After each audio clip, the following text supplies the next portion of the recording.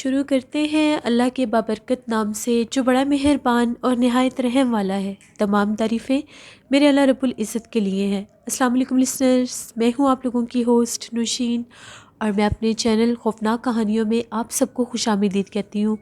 Listeners, कैसे हैं आप सब और मेरे चैनल की खौफनाक कहानियों को कितना पसंद करते हैं? अपनी राय का इज़हार कमेंट बॉक्स में ज़रूर करें।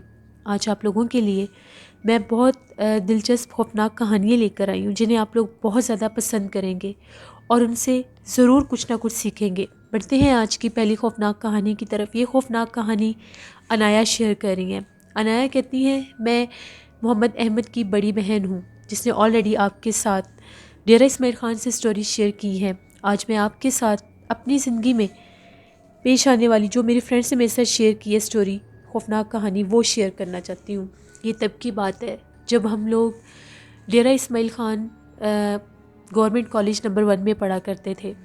वो जो कॉलेज था काफ़ी ज़्यादा बड़ा कॉलेज था, डिग्री कॉलेज था और बहुत बड़ा था। उस कॉलेज में ही 2 गर्ल्स हॉस्टल भी हुआ करते थे, girls hostel number 1 and girls hostel number 2। जो गर्ल्स हॉस्टल नंबर 2 था उसकी बैक साइड पर एक बहुत ही पतली सी गली थी। उस पतली सी गली में बिल्कुल एंड पर एक कब्र थी और उस कब्र के साथ एक बहुत बड़ा पीपल का दरख्त था। और वो जो गली थी वो जहाँ पर पीपल का दरख्त था वहीं से ब्लॉक थी, बंद हो जाती थी। कोई भी नहीं जानता कि वो कब्र किसकी थी और कितने अरसे से वहाँ पर वो कब्र थी, लेकिन वो कब्र हम लोगों ने खुद भी देखी थी।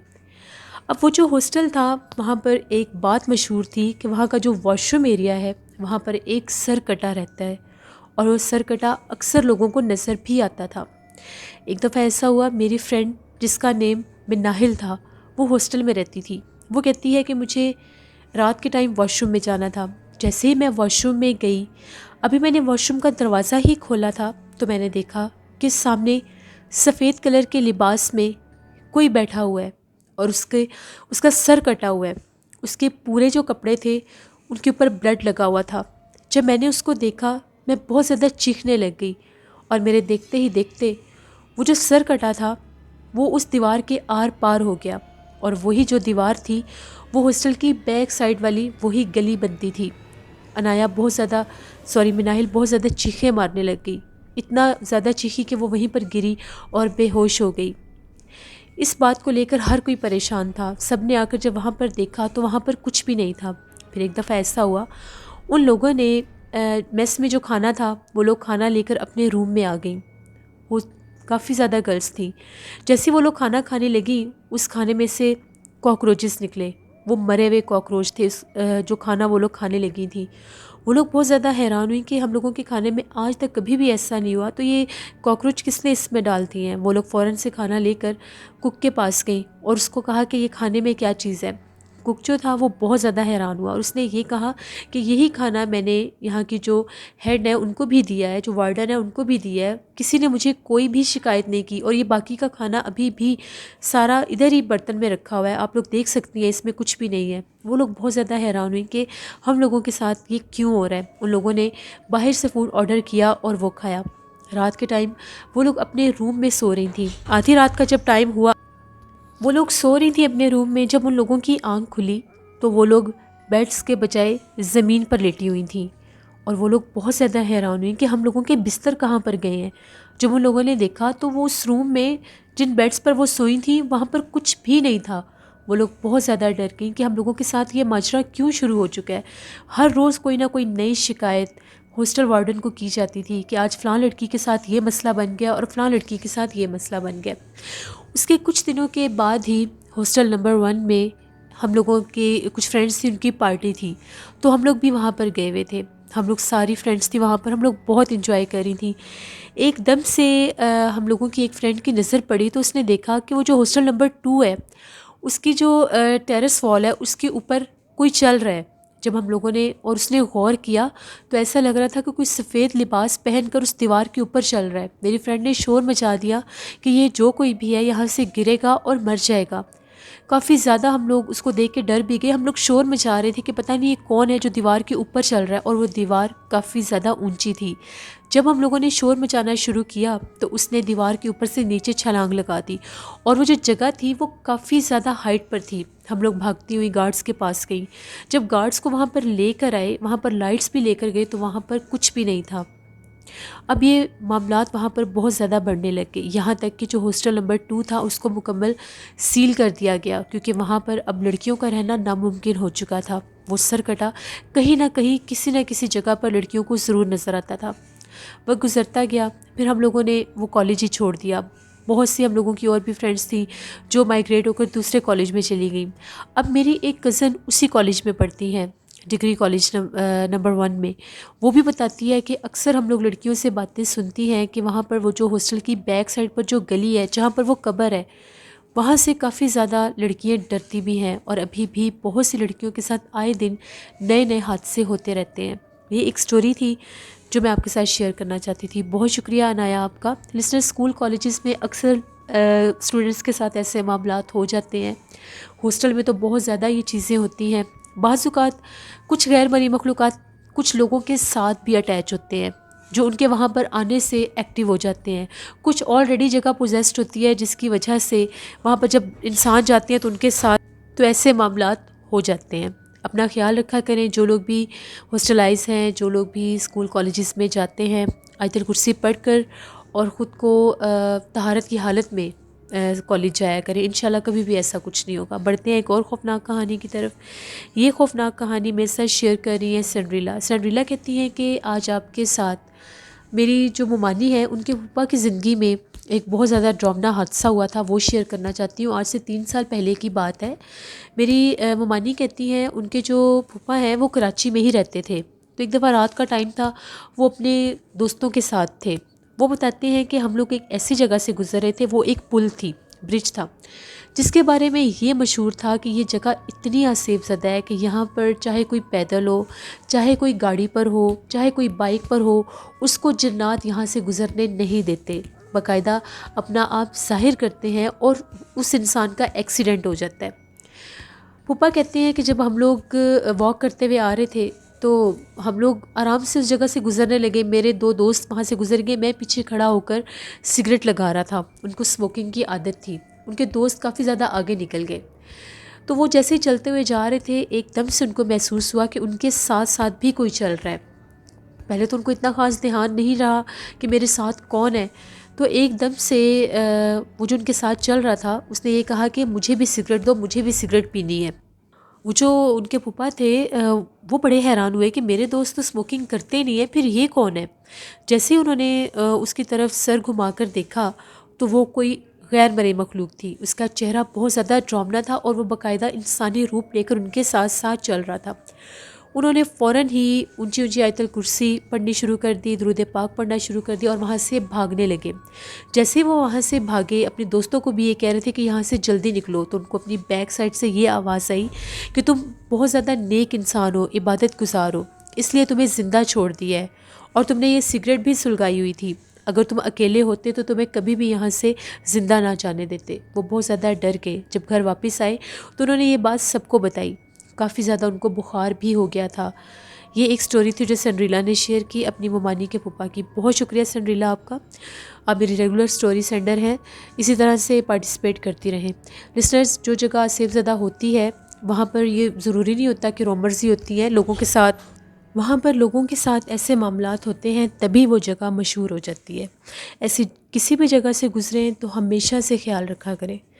बढ़ते हैं एक और ख़ौफनाक कहानी की तरफ। ये ख़ौफनाक कहानी प्रियंका नाइक इंडिया से शेयर कर रही है। प्रियंका कहती हैं, आज आपके साथ अपने भाई की ज़िंदगी में पेश आने वाली एक ख़ौफनाक कहानी शेयर करना चाहती हूँ। मेरे भाई जब स्कूल में पढ़ते थे तो एक दफ़ा ऐसा हुआ, मेरे भाई फ़ेल हो गए। पेपर्स दिए हुए थे, एग्ज़ाम्स का जब रिज़ल्ट आया तो वो फ़ेल हो गए और वो बहुत ज़्यादा डरे हुए थे कि मैं अपने पेरेंट्स को जाकर क्या घर बताऊँगा। वो इस डर की वजह से उस दिन घर ही नहीं आए और अपने दोस्त के साथ उसके घर चले गए। हम लोग सब बहुत ज़्यादा परेशान थे। इतनी रात हो गई है और भाई अभी तक वापस नहीं आए। भाई अपने दोस्त के घर थे। फिर भाई को जब ख्याल आया कि पेरेंट्स बहुत ज़्यादा परेशान होंगे, एटलीस्ट मुझे घर तो जाना चाहिए, जब देखा तो रात होगी, तो भाई ने ये कहा कि अब मैं घर चलता हूँ। उनके दोस्त ने ये कहा कि जो रास्ता है, भाई ने अपने दोस्त को ये कहा कि कोई बात नहीं, मैं घर चला जाऊँगा, मुझे कुछ नहीं होता, मेरे पेरेंट्स परेशान हो रहे होंगे। भाई कहते हैं कि जब मैं एक रास्ते से गुज़र रहा था, वो रास्ता काफ़ी ज़्यादा वीरान और सुनसान था। उस रास्ते से गुज़रते गुज़रते अभी मैं घर से थोड़ा दूर ही था, तो उनको हाजत महसूस हुई, तो वहाँ पर एक दरख्त के पास ही वो बैठ गए। और जब घर वापस आए तो बहुत ज़्यादा चुप चुप थे। घर वालों ने जब उन्हें देखा तो बहुत ज़्यादा डांटा कि तुम इतनी देर लगाकर कहाँ से आए हो। भाई ने किसी बात का कोई जवाब नहीं दिया और जाकर अपने कमरे में लेट गए।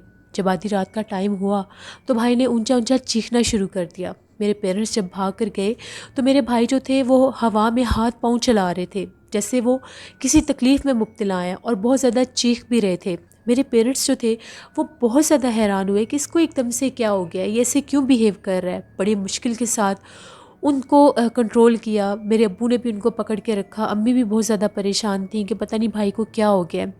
उनकी हालत बहुत ज़्यादा अजीब थी, वो बहुत ज़्यादा अजीबो-गरीब आवाज़ों में हुर्रा भी रहे थे। कुछ समझ नहीं आ रहा था कि भाई को क्या हो गया। अब सारी रात वो उनको लेकर बैठे रहे। सुबह भाई की कहीं आँख लगी और वो सो गए। जब वो जागे तो थोड़े बहुत नॉर्मल महसूस हो रहे थे। थोड़ी देर के बाद ही उनकी वही हालत फिर से होने लग गई। वो ऊंचा ऊंचा चीखने लग गए और हवा में इस तरह से हाथ पांव चलाते थे जैसे उनके हाथ पांव हवा में उड़ रहे हैं। अम्मी अबू बहुत परेशान हो गए। उनका यही कहना था कि इनको लेकर किसी साहिब इल्म हस्ती के पास जाना चाहिए। जैसे वो भाई को लेकर एक अल्लाह वाले के पास गए, उनका ये कहना था कि इसने जिन्नात की किसी जगह को नापाक किया है, जिसकी वजह से वो सारे जिन्नात इसके पीछे लग गए हैं।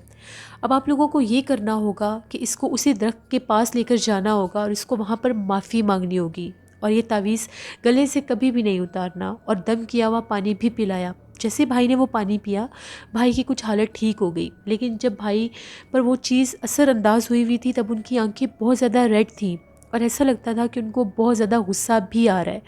फिर वो लोग वहाँ से जब वापस आए तो मेरे अब्बू जो थे भाई को लेकर उसी दरख्त के पास गए।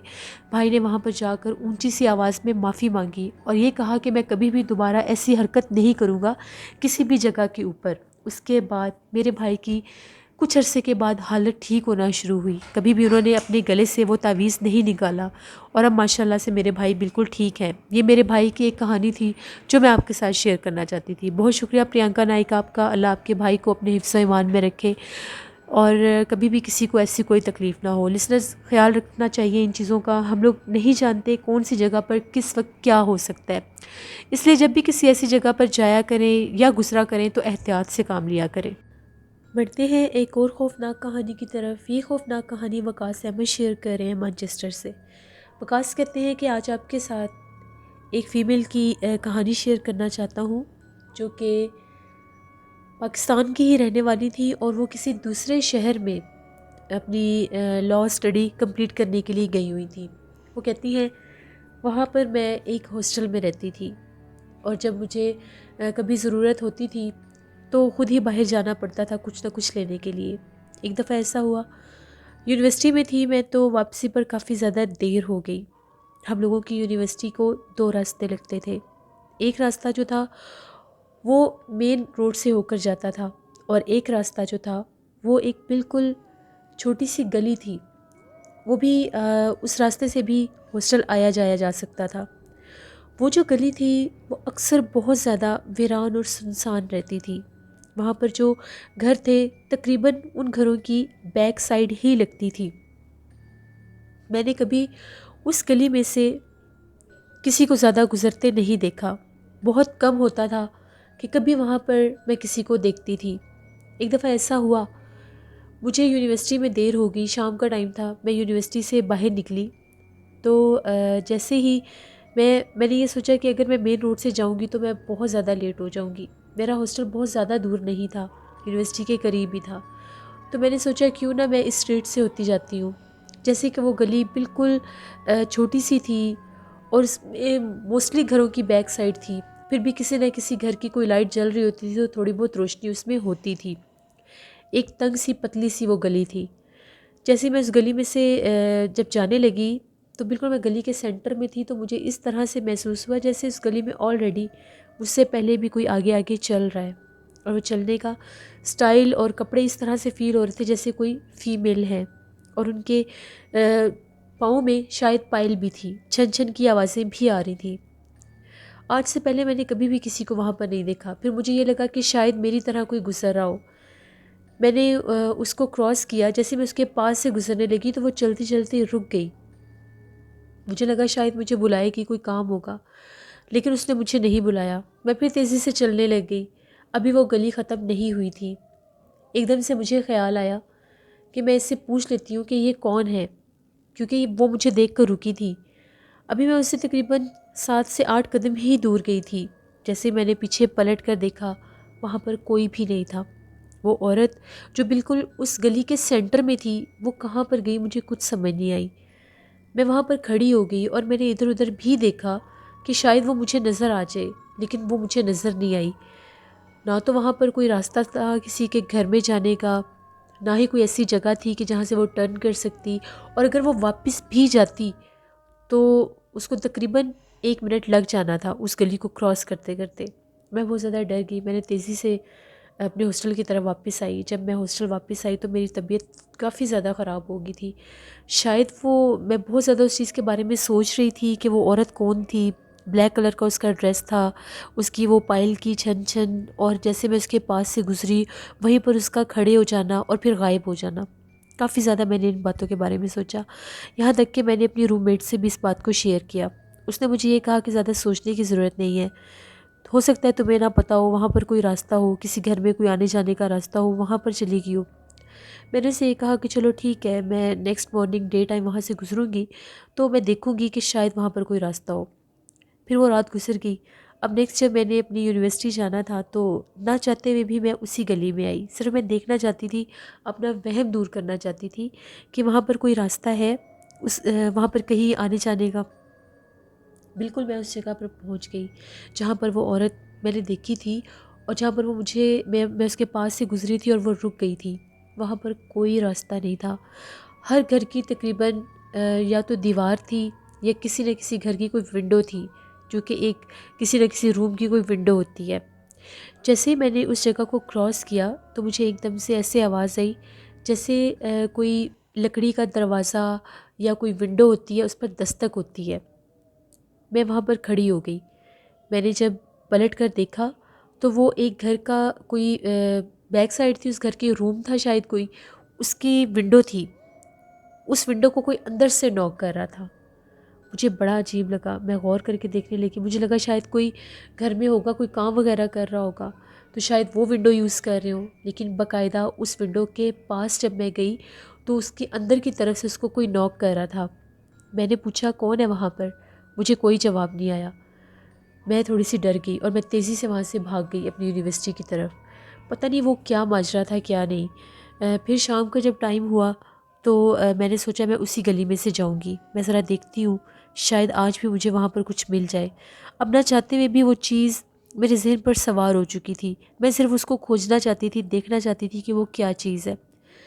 अब जैसे मैं उस गली में से आई तो अभी वो ये जो भी माजरा हुआ था, जैसे मैंने वो औरत देखी थी, वो विंडो का नॉक होना, वो बिल्कुल उसके सेंटर में होता था। जैसे मैं उस गली में आई, पहले वहाँ पर मुझे कुछ भी नहीं दिखाई दिया, लेकिन जैसे ही मैं उस विंडो के पास से गुजरी, मुझे ऐसा महसूस हुआ कि जैसे वहाँ पर कोई बोला है, किसी के बोलने की आवाज़ आई है, लेकिन मुझे समझ नहीं आई कि वो बोल क्या रही है।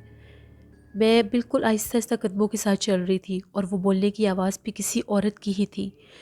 मैंने उसको क्रॉस किया तो एकदम से मुझे महसूस हुआ जैसे वो विंडो खुली है। जिस window per day time Dastak हो रही थी, वो विंडो किसी ने खोली थी। अभी भी मैंने पीछे पलट कर नहीं देखा। एकदम से मैं खड़ी हो गई कि शायद मुझे वहाँ पर कोई बुलाए। वो चीज़ मुझे बहुत ज़्यादा अपनी तरफ अट्रैक्ट कर रही थी।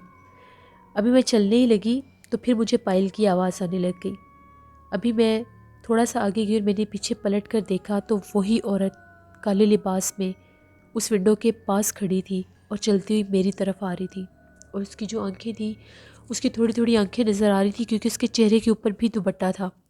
उसकी आंखें इस तरह से ब्लिंक कर रही थी जैसे बिल्ली की होती हैं। मैंने ज़िंदगी में ऐसी आंखें कभी नहीं देखी, और वो साइज़ में भी बहुत ज़्यादा बड़ी थी। उसको देखने की देर थी, मैंने वहाँ से भागना शुरू कर दिया। मैं इतनी खौफज़दा हुई, मुझे एहसास ही नहीं था कि वो कोई और चीज़ थी और वो बिल्कुल उसी जगह पर रहती थी। मैं जब भागती हुई अपने हॉस्टल में पहुंची, मैं बहुत ज़्यादा डरी हुई थी, रो भी रही थी। मेरी रूममेट हॉस्टल में ही थी। उसने मेरे से पूछा कि तुम्हें क्या हुआ है? मैंने उसे सारी बात बताई। उसने मुझे कहा कि तुमने बहुत गलत किया है, तुम बार बार उस जगह पर जा रही थी, बार बार उस चीज़ को तुम नोटिस कर रही थी और उसको तुमने खुद अपने पीछे लगाया है। अब मुझे बहुत डर लग रहा था कि कहीं कोई चीज़ मुझे डराने ना लग जाए। मैं बहुत मुश्किल से मैंने वो रात गुजारी, सारी रात मैं डरती रही। बार बार मुझे ऐसा महसूस होता था कि वो मेरे सामने आ जाएगी, वो वहम सा मुझे होने लग गया। नेक्स्ट मॉर्निंग मैंने अपने घर कॉल की, मैं अपने घर गई, अपने घर वालों को भी ये सारी बात बताई। तो मेरे फ़ादर जो थे मुझे एक अल्लाह वाले के पास लेकर गए, मैंने दम करवाया। तो उनका ये कहना था कि उस गली में वहाँ पर एक चुड़ैल का बसेरा था। जब मैं वहाँ पर शाम के टाइम मगरिब के बाद वहाँ से गुज़र रही थी, तो वो उस वक़्त वो चीज़ वहाँ पर थी। फिर बार-बार मैं उसके पीछे गई और उस चीज़ ने अपना आप ज़ाहिर किया। मुझे सख्ती से उन्होंने मना किया कि कभी भी दोबारा उस गली में से नहीं गुज़रना। यहाँ तक कि कोई मुझे आवाज़ भी दे या कोई दिखाई भी दे तो उस तरफ नहीं जाना। फिर मैंने उनसे तावीज़ भी लिया जो गले में पहन लिया। उसके बाद जब तक मेरा कोर्स कंप्लीट नहीं हुआ, मैं कभी भी दोबारा गली की उस तरफ नहीं गई। लेकिन वो जो दिन था, वो जो 2 दिन मैंने वहाँ पर मैं वहाँ से गुज़रती थी और जब मैंने उनको नोटिस किया, वो बहुत ज़्यादा डरावने थे। फिर मुझे एहसास हुआ कि शायद वो गली इसीलिए वीरान थी, जिस तरह से मेरे साथ ये हादसा हुआ और भी लोगों के साथ हुआ होगा। और शायद वो जो चीज़ थी, पता नहीं वो उस गली में उसका बसेरा था या वो जो घर था जिसकी विंडो पर वो दस्तक देती थी या जहाँ पर बाकायदा उसने अपना आप ज़ाहिर किया था, या वो वहाँ पर रहती थी। इस चीज़ का मुझे कोई आइडिया नहीं है। तकरीबन उसके बाद मेरा कोर्स कंप्लीट होते तक मैं यूनिवर्सिटी के उस गेट से भी बाहर नहीं आती थी। जो मेन रोड वाला गेट था, मैं उसी को यूज़ करती थी। कभी भी दोबारा मैं उस तरफ नहीं गई। अक्सर लोगों से बातें सुनने को मिलती थी कि जो कोई भी उस गली में से गुज़रता है वो डर जाता है, लेकिन मैं तो उस चीज़ का ज़िक्र भी नहीं करती थी कि मैं किसी को ये बात बताऊँ कि मेरे साथ ये सब हो चुका है। ये एक स्टोरी थी जो वकास अहमद ने शेयर की। बहुत शुक्रिया वकास अहमद आपका। लिसनर्स, जानबूझकर कभी भी अपने आप को इस चीज़ में नहीं इन्वॉल्व करना चाहिए। इंसान नहीं जानता कि आपकी छोटी सी क्यूरियोसिटी किसी चीज़ को जानने के लिए आपको किस मुसीबत में मुब्तला कर सकती है। इंसान की किस्मत अच्छी होती है जो वो इन हादसों से बच जाता है, लेकिन अपना ख्याल खुद रखना चाहिए। ये थी आज की खौफनाक कहानी। अपना फ़ीडबैक मुझे ज़रूर दें, आप लोगों को कैसी लगी। कल मैं स्टोरी पोस्ट नहीं कर सकी, हम लोग बिज़ी थे, घर में छोटा सा गेट टुगेदर था जिसकी वजह से मुझे रिकॉर्डिंग का बिल्कुल भी टाइम नहीं मिला। तो आज मैंने आप लोगों के लिए स्टोरी पोस्ट की है। अपना फ़ीडबैक मुझे ज़रूर दें, आप लोगों को कैसी लगी। आप लोग भी अपनी स्टोरी शेयर कर सकते हैं। डिस्क्रिप्शन बॉक्स में दिए गए ईमेल आईडी nosheedmir57@gmail.com पर। इसके अलावा आप लोग मुझे कमेंट बॉक्स में भी स्टोरी शेयर कर सकते हैं। जो लोग मेल नहीं कर सकते वो कमेंट बॉक्स में स्टोरी सेंड कर दें मुझे। व्लॉग चैनल पर कल मैंने व्लॉग पोस्ट किया था, उसे ज़रूर विज़िट करें। कल इंशाल्लाह एक और नई व्लॉग पोस्ट करूँगी मैं अपने चैनल पर, उसको भी विज़िट करिएगा। जिन लोगों ने मेरे vlog channel Naushin voice official 99 को सब्सक्राइब नहीं किया, उसको अभी सब्सक्राइब करें। डिस्क्रिप्शन बॉक्स में मेरे चैनल का लिंक मौजूद है। अपना बहुत सा ख्याल रखा करें, इसी तरह से मुझे सपोर्ट करते रहें। अपनी ढेरों दुआओं में मुझे ज़रूर याद रखिएगा। Thank you for watching. Stay blessed. Allah नेगहबान।